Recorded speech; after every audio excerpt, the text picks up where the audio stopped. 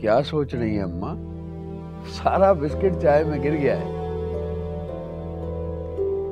मैं सोच रही हूँ रहमत के महापारा के मामले में हमसे कोई कोताही तो नहीं हो गई।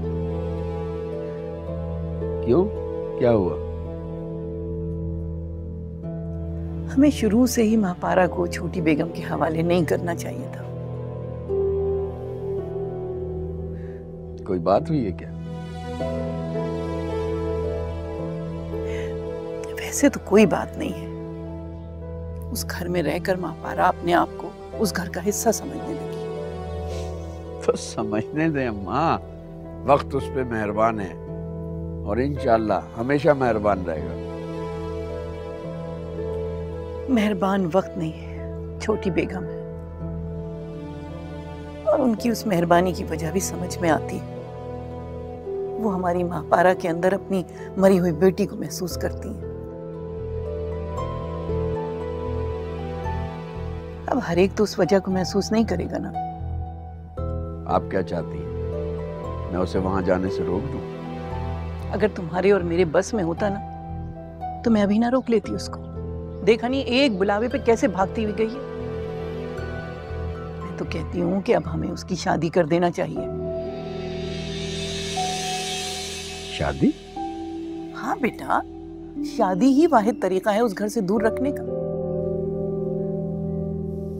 नहीं अम्मा, मैं उसे पढ़ाना चाहता हूँ, कुछ बनाना चाहता हूँ।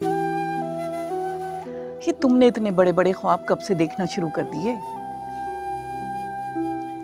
अम्मा, ख्वाब बड़े छोटे नहीं होते, हौसला छोटा बड़ा होता है। इंसान अगर अज़्म कर ले तो वो कुछ भी कर सकता है। मैं चाहता हूँ कि मेरी बेटी बड़ी सी अफसर बने, बड़ा सा बंगला हो, गाड़ी हो उसके पास। ये तुम कब से इस तरह सोचने लगे कि बड़ी बड़ी गाड़ी हो, बड़ा बड़ा बंगला हो? इससे पहले तो तुम्हारी दिमाग में ये बातें नहीं आई। आज नहीं आई अम्मा, ये बात तो उसी दिन मेरे दिल में आ गई थी जिस दिन सोहेल मियां की सास ने भरी महफिल में मेरी बेटी को नौकरानी कहा था। उस घर का नौकर तो उसका बाप है। मेरे लिए तो मेरी बेटी राज करने के लिए आई है इस दुनिया में।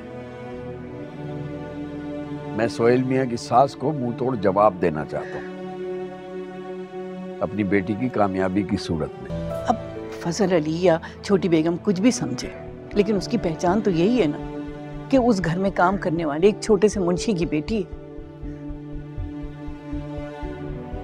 मैं तो चाहती हूँ कि उसका ये भरम टूटने से पहले हम उसकी शादी कर दें।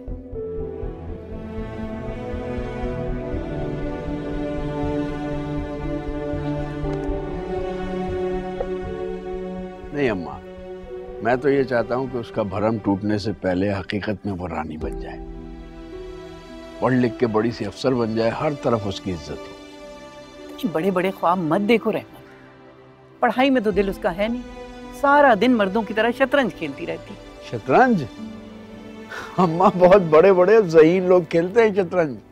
बड़े लोगों को खेलने दो।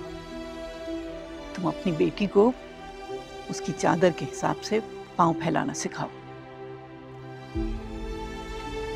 मैं अपनी बेटी को बड़ी चादर लेना क्यों ना सिखाऊं, ताकि उसे कभी पांव सुकेड़ने की जरूरत ही ना पड़े। मैं जा रहा हूं फजल साहब के पास, थोड़ी देर की छुट्टी लेकर आया था। आज मुझे इस्लामाबाद भी जाना है, तो हो सकता है वापसी पे मुझे देर हो जाए। ठीक है? अल्लाह हाफिज।